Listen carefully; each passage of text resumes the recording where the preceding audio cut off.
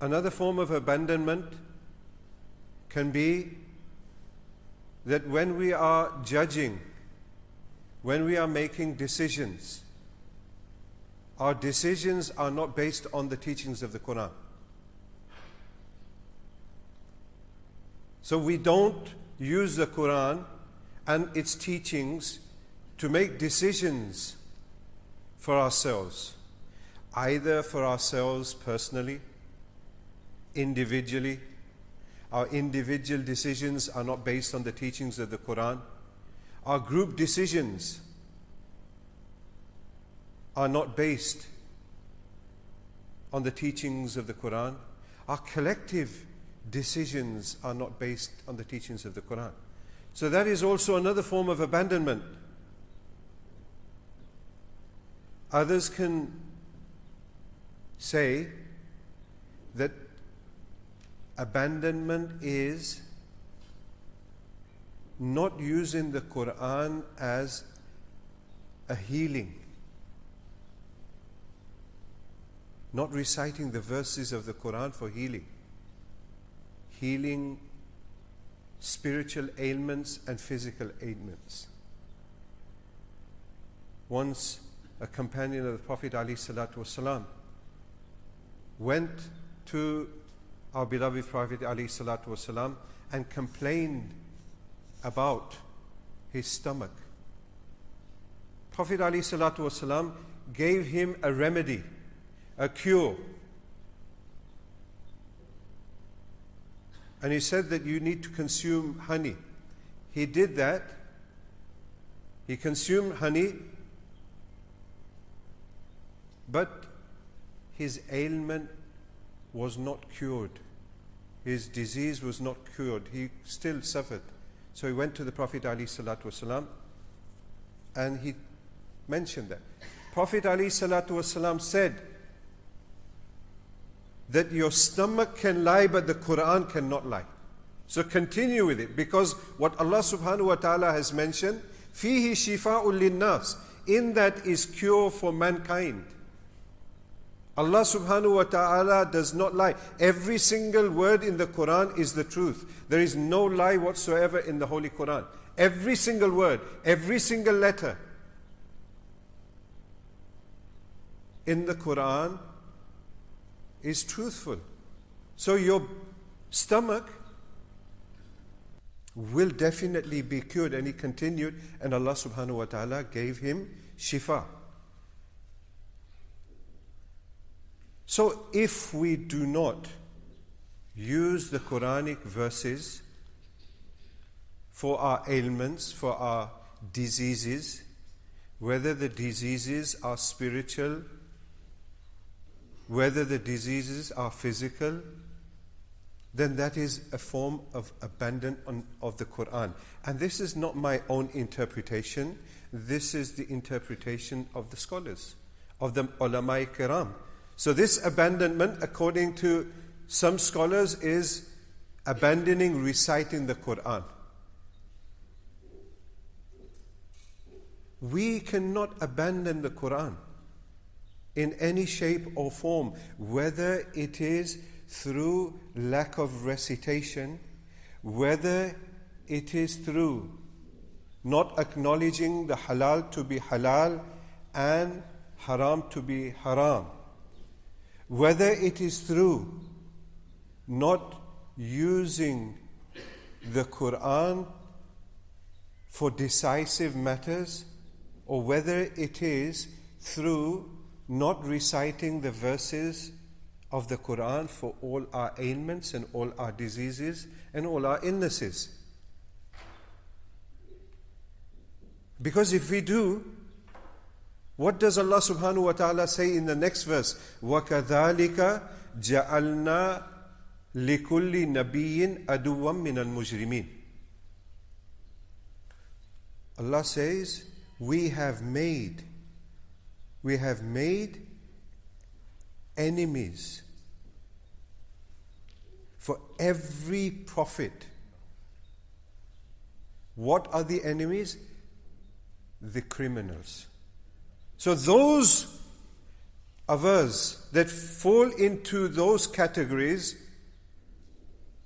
we are considered, according to this verse, enemies of the Prophet ﷺ. وَكَذَلِكَ جَعَلْنَا لِكُلِّ نَبِيٍّ عَدُوًّا مِّنَ الْمُجْرِمِينَ. We have made for every Nabi, we have made for every Prophet an enemy amongst the mujrimeen, the criminals, the sinners. So Allah subhanahu wa ta'ala has described those people who fit into the category of the above verse. He has categorized them as criminals. Mujrimeen. We know the term mujrim. We use it in other languages. He is a mujrim. Ye mujrim hai. So we don't want to be a mujrim of the Prophet ﷺ. We don't want to be a mujrim. We want to be a well-wisher of the Prophet ﷺ. We want to be somebody that loves the Prophet ﷺ, that respects the Prophet ﷺ, that honors the Prophet ﷺ. We don't want to be a mujrim. So why do we need to take this title on for ourselves when Allah has enabled us to be part of those people that don't fall into the category of the complaint of the Prophet ﷺ? We don't want to be amongst those people that neglect the Quran, that have forsaken the Quran. And we don't want to be part of those people that the Prophet ﷺ was complaining about, as mentioned in the first verse. We want to be amongst those about whom Allah subhanahu wa ta'ala has praised. الَّذِينَ آتَيْنَاهُمُ الْكِتَابَ يَتْلُونَهُ حَقَّ تِلَاوَتِهِ. Those who we have given the book to, the Quran to, they recite it with due recitation. And again, here recitation does not necessarily just mean reciting the Quran.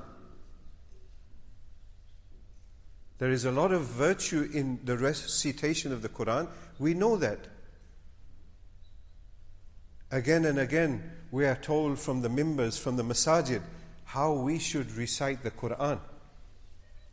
But it should not only be recitation. We have to start off with that. That is the beginning. That is the most important thing. We need to have a fixed portion that we recite every single day.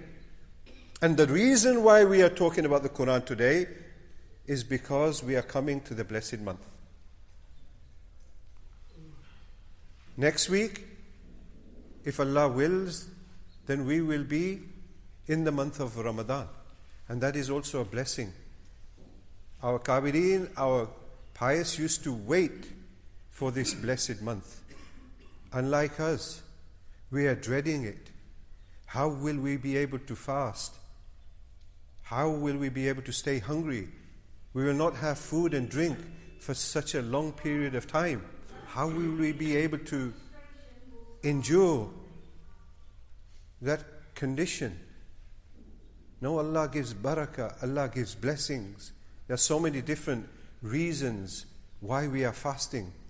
Do we not see people around us that don't have the basic things that we take for granted? So there is a special connection of revelation with the month of Ramadan. That's why we are mentioning that. So الَّذِينَ آتَيْنَاهُمُ الْكِتَابَ يَتْلُونَهُ حَقَّ تِلَاوَتِهِ. We want to be part of those people who recite the Quran, who love the Quran, who try and understand the Quran, who acknowledge the halal to be halal and haram to be haram. Allah subhanahu wa ta'ala in 3 places Allah subhanahu wa ta'ala in 3 places has mentioned those people who don't judge by what Allah subhanahu wa ta'ala has revealed, and He has described them. وَمَنْ لَمْ يَحْكُمْ بِمَا أَنزَلَ اللَّهُ فَأُولَٰئِكَ هُمُ الْكَافِرُونَ. Those people who do not judge according to what Allah subhanahu wa ta'ala has revealed, فَأُولَٰئِكَ هُمُ الْكَافِرُونَ. those are the disbelievers. And in another place, Allah says, وَمَنْ لَمْ يَحْكُمْ بِمَا أَنزَلَ اللَّهِ فَأُولَٰئِكَ هُمُ الظَّالِمُونَ. Those people who don't judge according to the revelation of the Quran, فَأُولَٰئِكَ هُمُ الظَّالِمُونَ, those are the wrongdoers. Finally, Allah subhanahu wa ta'ala in the third verse mentions, وَمَنْ لَمْ يَحْكُمْ بِمَا أَنزَلَ اللَّهُ فَأُولَٰئِكَ هُمُ الْفَاسِقُونَ. Those people who don't judge according to the revelation of the Quran, according to what has been sent down by Allah subhanahu wa ta'ala, those are the defiantly disobedient people. Do we want to be amongst those that have been described as kafirun? Do we want to be amongst those that have been described as zalimun? Do we want to be amongst those that have been described as fasikun? We don't. We don't want to be mujrimun. We don't want to be kafirun. We don't want to be zalimun. We don't want to be fasikun. Allah subhanahu wa ta'ala wants good for us. Let us take this wonderful opportunity from Allah subhanahu wa ta'ala, and we continue making this dua. Allahumma barik lana fi Rajab wa Sha'ban wa ballighna Ramadan. This is a dua which the Prophet ﷺ used to make. Allah subhanahu wa ta'ala blesses in the month of Rajab and Sha'ban and enable us to attain the month of Ramadan so we can attain its blessings. May Allah subhanahu wa ta'ala give us the ability and tawfiq to have love for the Holy Quran. May Allah subhanahu wa ta'ala during the month of Ramadan enable us to turn towards the Holy Quran as much as possible, and as a result may Allah subhanahu wa ta'ala bless all of us, and may Allah subhanahu wa ta'ala shower His mercy upon us and in this world and also in the world of the hereafter. أقول قولي هذا وأستغفر الله لي ولكم ولسائر المسلمين فاستغفروه إنه هو الغفور الرحيم.